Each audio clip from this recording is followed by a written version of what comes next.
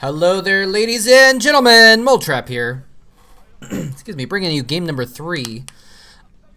The third game of the third place match from the third week of the third month of... No, I don't know anything about that. I don't know. This is. I think this is played in... Actually, might have been played in March 2005. I'd have to check. I think it was late February. Anyway, we got game 3 between GoRush and Goodfriend. GoRush on the left, Goodfriend on the right. Goodfriend looking a little bit dour, perhaps, a little concerned.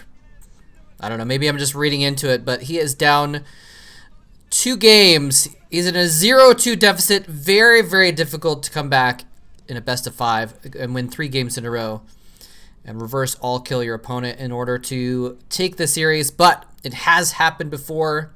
It will happen again. It's not impossible, so we're going to see if he can pull it off here. Here we have GoRush is going to be the teal Zerg player up at the top left of our screen. And this is going to be on the map Alchemist. Our lovely 3-spawn map. And this is going to be Goodfriend, the green Terran over on the right side of the map. There he is. And yeah, so this, I've talked about this over and over again, but I'll just mention it real quick again. 3 spawns, different terrain between each spawn. So the interesting thing about this particular situation is this is the spawn location. I don't know if we've seen these 2 spawns, really. Not lately, at least.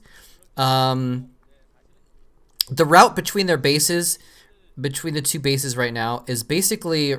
ramp down to a little valley, ramp up to a plateau, ramp down to a valley, up to a plateau. And I think there's 2 valleys, maybe 3 in the middle, in between them, the way they are basically. So there's a lot of up and downs. And so, that's interesting because it means there's a lot of ramps to defend, essentially. It's good for defending in these 2 locations. This map in general is actually very good for defending. Although, if it was top left and bottom left spawns, it'd be a little bit less easy for defending. Because there'd still be choke points, but there wouldn't be the ramps and bridges and kind of things. Now, of course, you can also run around the map the long way to do an attack as well. And so, you kind of have to defend 2 different spots, essentially. You have to defend from 2 sides, regardless. One side is a longer... situation though. So it's interesting, we have GoRush. He scouted the correct direction with his overlord, his first overlord, and then he sent a drone out to scout the other spot. He really needs to see what's going on. He can kind of assume that he can almost assume that Goodfriend is going for 2 barracks. I mean, he's done it every single game against GoRush. He's done it every single game against Zerg, if I remember correctly. Not a lot of variation here. He just sticks with what he knows, apparently. But we'll see if it works out for him this time. I mean, he was able to win a couple games against Zerg and looked pretty strong in those games. Although, at least one of those games, Zerg kind of threw it. So I don't know if you can count that for Goodfriend or not. But in any case, drone is going to go in there. It's going to scout everything. Marines are out now as well. But it's interesting that GoRush has actually put his expansion on the low ground sort of towards Goodfriend. And I didn't actually see the timing of that, if he did it before he scouted the location or not. But I feel like maybe he would have put it in a different spot if he'd known that his opponent was that direction. Because then it's easier to defend the ramp into his main. I don't know.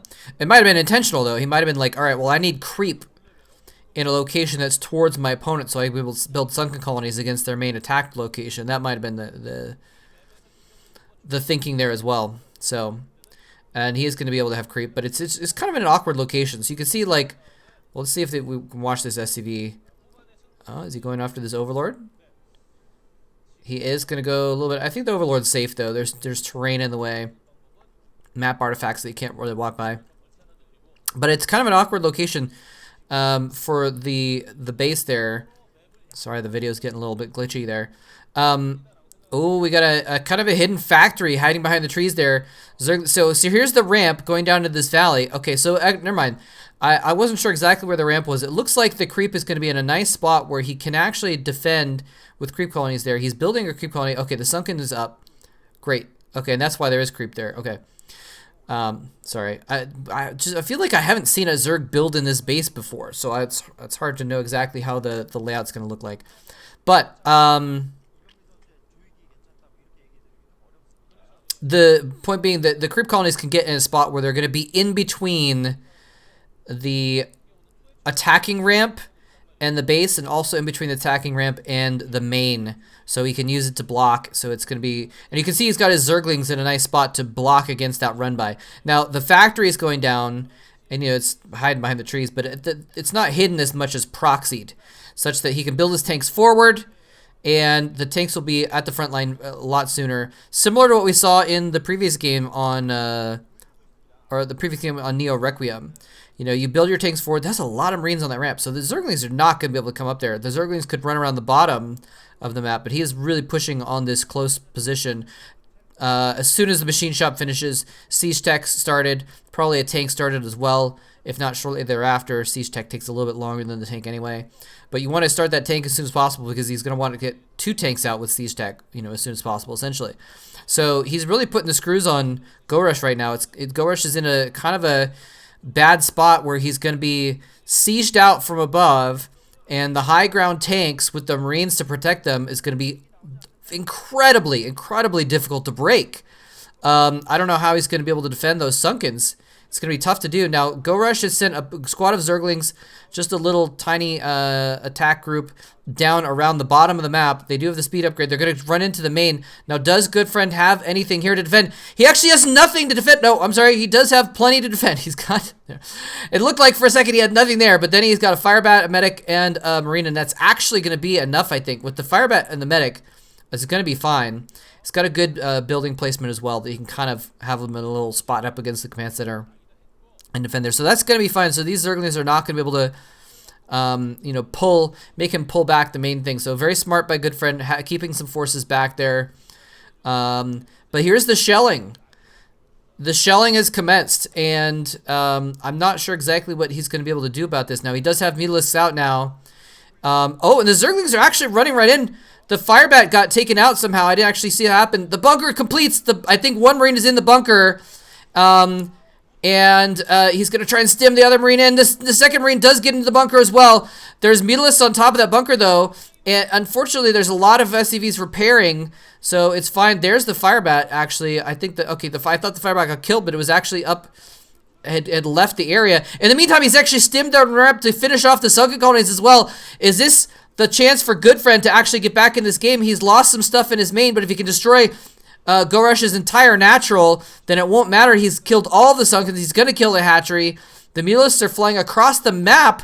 Are we going to see another base trade situation here? It looks like he's actually going to try and fly his mutas back towards his main. I think he knows that if he loses his main, it'll be much easier for Goodfriend to recover. He's building some Sunken in his main as well, but the tanks will be able to deal with that. Where is that tank going? Is that tank just going off to die by itself, I guess? Oh, no, okay, he's going back. Okay, might have been just a pathing thing with those tanks. But in any case, GoRush at 1 base right now. This is not looking good at all for GoRush. Of course, Goodfriend's still in 1 base. I think he's only had 1 base the entire series. Yeah, he's just basically a 1 base Terran. 1 base gamer. Another group of Zerglings coming around the south just to do some poke damage. And also keep him a little bit on his toes. Draw him back. Make sure he can't rally everything to the front. Is he going to get a supply depot? It looks like he is going to be able to power down, almost 2 powers down a supply depot. He opts to save the Zerglings instead of finish off the depot. Actually, it's not certain he would have kept the depot anyway. And now Goodfriend running back to his main. Oh no, the tanks get caught! What? No! Goodfriend, what are you doing? The tanks were not with the Marines. He must have just move commanded them or something, or attack moved them. And they got a little bit disorganized. Now that the Mutalisks are out, they're able to combat these Marines. And the Marines have been kind of picked off a little bit here and there. The Zerglings got back in and they got that depot. He didn't actually repair the depot, which was on fire. And so they were able to finish it off. The Zerglings get 2 supply depots. Goodfriend is basically getting out multitasked here. Goodfriend is not able to keep up with this, this classic Xur strategy of attacking in different spots around the map. And that's the beauty of the mobility of Mulisks, and especially on this map. This is a crazy map where the land route is much farther than the air route in between every point, basically, and because of the construction of the map. And so he can actually run his Mutalisk back to defend a little bit, run him back to do an attack. He can run around and poke different parts of the base pretty easily with those Mutalisks. So very strong choice on this map. I mean, Mutalisks are standard choice, but still. Goodfriend forced to be a little bit defensive here. He killed the natural, and then he kind of like waited around a little bit too long and lost his tanks as a result while he's being counter-harassed in his main. Maybe if he'd pulled back a little bit sooner. Again, I don't remember exactly what the timing was like around when those situations occurred, but Goodfriend having to kind of regroup here, which is interesting. It looked like he was like on the verge of winning, basically, Is he going to get another depot? No, he's repairing this one. Goodfriend looked like he was on the verge of winning. He was in the natural. He had tanks and marines in the natural. He could have pushed up into the main. Instead, he kind of like fell back a little bit. Not saying it was a bad decision, but it ends up being that Goodfriend is forced to regroup. Now, GoRush is actually making another base as well. He did lose a depot. What is... He's losing depots to Zerglings. Now, losing depots to the Mutalisks makes sense because the Mutalisks will just kill any SCVs that go after it. And now Goodfriend, now that he's regrouped, he's going for a push as well, a counter push. He's going to try and force the Mutalisks to fall back to home, and he's actually going to catch them. Okay, no Jelizerg flyover this time. Where, Jelizerg kind of flew his Mutalisks over some groups of Marines a couple times and lost several unnecessarily, ended up losing that game. This time, GoRush, a little bit more on top of his positioning, is able to control those when they were about to run over the top of the Marines, keep them out of harm's way. And now he's going to be able to come in here and harass. Again, no Mutalisk clumping available, but he does have Lurkers morphing, by the way. Tanks now joining the mix as well. He's built another tank. Really, really, really just terrible that he lost those two tanks earlier. This would be a much different game if he had two tanks. He probably could have continued his push and might have even won the game by now. At the very least, he could have brought those tanks back and they would have been able to defend against those Zerglings much easier as well. Anyway, tanks now shelling the Sun colonies. Oh no! 3 or 4 Mutalisks dying there. Don't know if that was a miscontrol or if it was just an attempt to slow things down. Zerglings trying to come in from the side as well. And there's just too many Marines for the Zerglings cannot do anything. The Mutalisks can't really do anything either. He's just trying to buy time right now. But what is he buying time for? We're probably seeing him try to buy time for just a big counter push. But he's in the meantime, losing his main. The Lurker counterattack, though, is imminent now. He does have the ability to siege up here. The Lurkers are in place. Does he have enough scans is the question. He only has one command center because he's only on one base. So does he have enough scans to actually deal with this? The Medics and the Marines are separated. There could be an opportunity for the Mutalisks to pick some of them off. A little bit dangerous. But the Mutalisks are down here in the south going for a counterattack. He's going to try and push in with the Lurkers. And there the Lurkers burrowing. And this is the same problem that we've seen before. If you only have one base and there's Lurkers behind your mineral line, there's nothing you can do. He does have a science vessel in this situation, though, so he can at least spot those Lurkers. But the Mutalisks are there to protect the Lurkers. So if he tries to stim in with Marines to deal with this, and there he goes in. He's using the scan offensively. I'm feeling like this is deja vu. He does an offensive scan, forced to fall back from the Lurkers, though. Now he doesn't have any more scans. His comset station is dead as well. He's going to try to clean up this side, these two Lurkers on the side of his main. He needs to do that. If he doesn't clean that up, he's going to die. But he's going in and cleaning up the natural as well. GoRush trying to come in here. He's going to try and trap the Marines. The Marines don't get trapped. They're able to fall back. There's more medics than Marines, though. And the Marines are going to die from the concentrated fire there. But GoRush has still stopped all mining. All mining from happening here. There's no minerals coming in at all. For Goodfriend, the radiant goes off. He's able to kill off one of the... Oh, he's going to try and go for a splash attack to get multiple SCV kills. He does get quite a few kills. 7 kills on that Lurker. The vessel's there, so the vision isn't a big deal, but finally, after like a minute of not mining minerals at all, he's able to get back onto those minerals. Lost a lot of units in the meantime, but think of the damage he did to GoRush at the same time. He killed off a lot of sunken colonies, which, you know, part of the damage done is that those sunken colonies were not drones anymore that were mining before. And also went in and killed a bunch of drones at the natural expansion. So both players have kind of severely damaged each other. GoRush trying to capitalize on the fact that he does still have these lurkers kind of as an advantage. The tanks are not in position. Oh, and he's going to try and go in. Second vessel pops out. That is huge because those Scourge could have killed off the one vessel and then there wouldn't be any vision anymore. But it's, with two vessels, even if the Scourge picked one off, he still have vision. But it doesn't even matter. He doesn't have tanks to shell these lurkers. So the vision doesn't actually matter at this point. You need to be able to actually kill things. Like, having vision of them doesn't matter if you can't actually kill the lurkers. At least he's mining minerals right now. He's going to kind of try and stim in, take out those lurkers manually. Just take them out through brute force, I guess, with the Marines rather than having tanks to shell. I'm not sure what happened to his factory, actually. Does he still have a factory? The factory was up at the top of the base proxy, so it might actually died at some point during this whole situation. That might be why we don't have any tanks in this situation. The lurkers finally get finished off.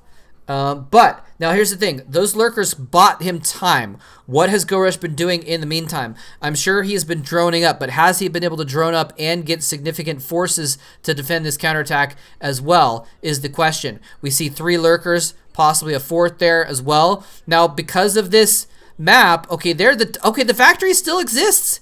He's putting tanks out again. Amazing. The factory never died, even though it was in that proxy location. Okay, so now he's actually trying to defend on the high ground here. But like I was saying before, this is a map where he can hold the ramp very easily. If you put lurkers on top of a ramp, the tanks are the only thing that could do anything to them. I think he's not trying to hold his main ramp, though, because he's trying to delay this. He's trying to buy time.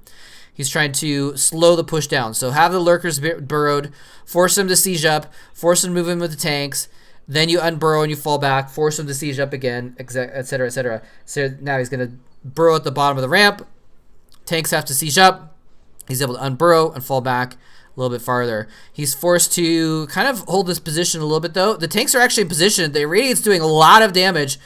A little bit of a dance of death back and forth here where the Scourge are doing a do-si-do with the science vessels.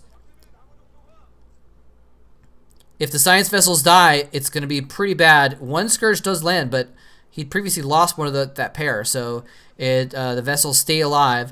And he's got 2 vessels and probably a 3rd coming out as well. So the vision is not a really big a breaking point at this point anymore. It's all about, well, he sacrifices 1 vessel, probably going in to try and get a scout in and see if he can irradiate, if there's any powerful units he needs to get at. See what the lurker situation is. And he actually sees there's like no lurkers here. There's 2 lurkers. A 3rd one about to morph. This is looking bad for GoRush. Goodfriend trying to push in here, but does he have enough Marines to stop this? And he's actually stuck in a corner. The lurkers burrow. The Marines are stuck. They can't go down the ramp because the siege tank is there. And actually, he might have been able to move the tank and fall back down the ramp, but then he would have lost his position, losing a ton of Marines. He actually does barely hold that off. He doesn't lose everything. He keeps 1 tank, but he's at risk of losing it very soon because there's more lurkers there. I think GoRush could probably actually just go in. He's waiting for a few more Zerglings. You need the Zerglings to kind of soak up damage and do extra damage, but basically to be distractions so that they are, buying some time for the lurkers to be able to burrow. And there he goes in with another group. Beautifully executed by GoRush. He's actually targeting down the tank with the lurkers. The tank goes down. He doesn't have anything to shell anymore. It looks like the science vessels have actually perished as well. Science vessels have been destroyed somewhere along the way. I blinked and I missed what happened with that 2nd vessel, and he's actually not producing more vessels. I thought he would continue producing. Oh, that's right. His starport was forced to lift during that previous attacks, and so he had to move it. He had to re-land it. He's making the control tower again. He probably had to repair it. So that's why he was not consistently producing vessels. Wow, kind of crazy. GoRush still on 2 bases though. At the very least, he didn't lose any of his main buildings this time around. Oh wow, okay. So Goodfriend's trying to make a second base, but we're finally seeing GoRush, or not finally, sorry, he's finally making a second base, but GoRush is setting up with a counterattack, setting a group of lurkers and lings. This is so smart. I mean, you have to be 3 steps ahead in StarCraft, right? And so as soon as he defended that push, he sent lurkers and lings around the map, leaving himself open potentially to a continued push, but in order to sacrifice, he sacrificed his defense of another push in order to send these units around the bottom so they could go again for this counterattack. And against, apparently the video I have is really bugging out, so I apologize for that. Do not have another, well, I guess I could look to see if there's another VOD. If this continues to be buggy, maybe I'll try and switch. But it looks like it's recovered. Anyway, Goodfriend now forced to defend 2 locations at once. There's only 2 Marines at the top of that ramp. That is not enough to hold off those Zerglings, let alone lurkers coming in as well. He is about to finish a bunker at least. Bunker completes.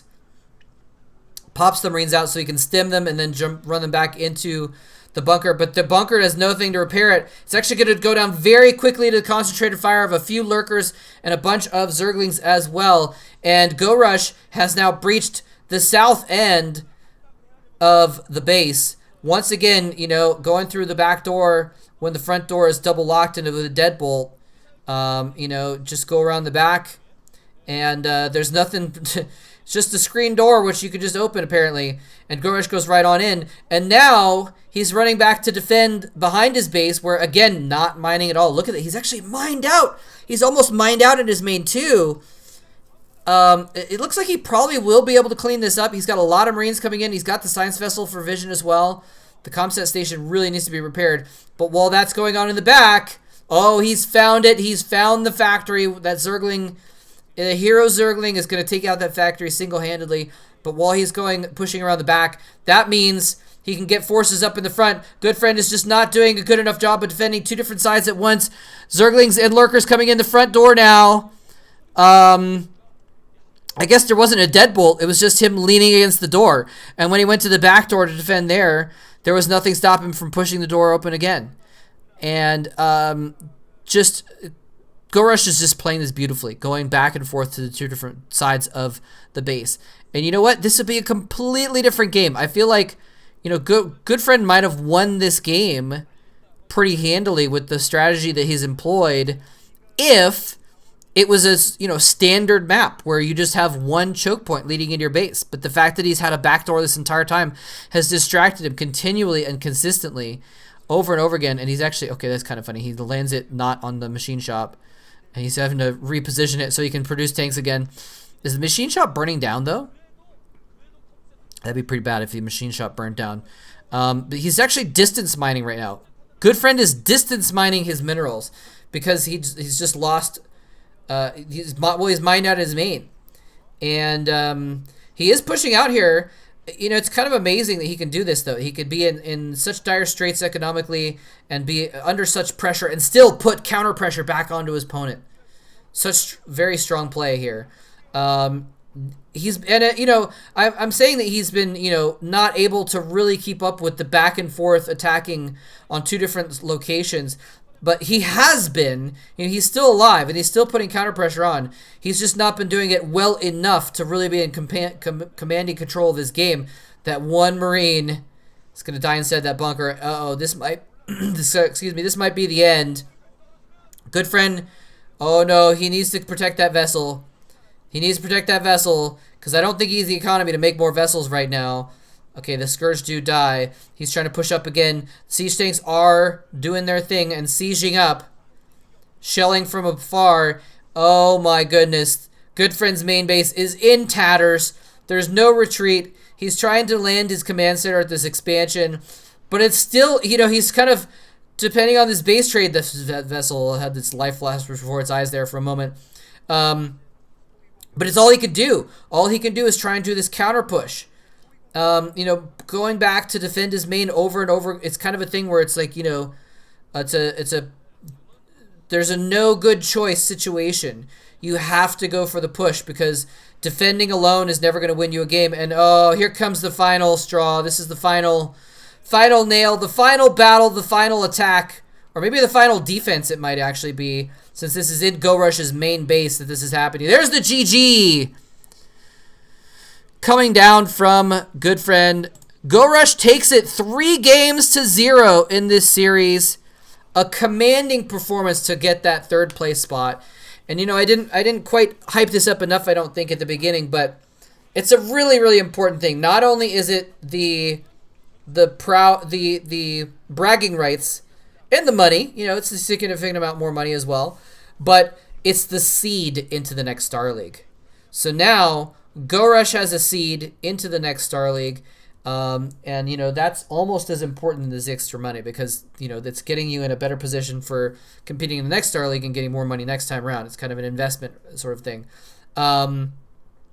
Goodfriend does not get a seed though. He does get a seed, you know, into the, you know, upper echelon of the, I think the dual tournament or something like that. But he doesn't get a seed directly into the round of 16. He has to fight his way into the round of 16, go through those group stages of the dual tournament beforehand. So I think, or actually, is it the MSL that has the dual tournament? I don't remember actually, but there's a group stage round of 24 basically before this, and you have to go through that to get into the round of 16 along with the seeds. So there's 4 seeds and there's 12 people that get out of the previous iteration. Anyway, so Goodfriend is going to have to go down to that and have to get out of his group again to get into the round of 16, whereas GoRush gets to be one of the seeds, and that means as a seed, he gets to pick. He gets the first pick in the group selection ceremony as well. So he gets to pick of those 12 people, he will be the third pick. Whoever is first and second will get first and second pick, being the other seeds for some of the other groups. But anyway, so GoRush is third place winner of this Star League. Very, very strong here. Almost beat Nada as well. So, you know, this could have been, like I said, a finals. But GoRush just clearly the better player here. It's kind of interesting, though, to see how this works out, where, like, GoRush seems to have easily defeated, not easily, but handily defeated Goodfriend. Whereas he lost to Nada, right? But Jelizerg beat Goodfriend less easily. But, you know, it's kind of like, well, if you're looking at their performance versus Goodfriend, GoRush is the better Zerg, right? But can Jelizerg outperform GoRush in the finals against Nada? Because Nada was able to beat GoRush, whereas Goodfriend couldn't. So it's like, if Jelizerg barely beat Goodfriend, you know, that kind of makes it feel like, if you're just comparing their power levels in a Dragon Ball Z kind of way, you know, then it looks like Jelizerg probably is going to have the lower hand going into the finals, which is an interesting thing to think about, because Jelizerg is the ZVT, you know, not champion, but he's the ZVT master. He beat Uv, who was the TVZ undefeated for 25 games in a row. Jelizerg took him out. So do not underestimate Jelizerg by any means. You know, he had some sloppy plays in his plays versus Goodfriend. Could have been a much handlier. It could have been a much more easy to win for Jelizerg if he'd been a little bit more on top of it that day and not had some sloppy mistakes. So anyway, looking forward to those finals. Should be fun to see. The finals, of course, will be live broadcast on coming up very soon, actually. I'm not sure exactly when this is going to be uploaded. Well, I'm going to upload it today, but I'm not sure when you're going to see it. But anyway, the live finals is probably going to be this Saturday, if I remember correctly, as far as when this is going to be uploaded. So should be fun. I'm excited about it. Stoked about that. And it's going to be some great matches. Well played, GoRush. Thanks very much for watching, GG, and I'll be putting up an anti-spoiler video for the, you know, quote-unquote Game 4, and then we're going to have the finals coming up very soon. Thanks for watching, GG.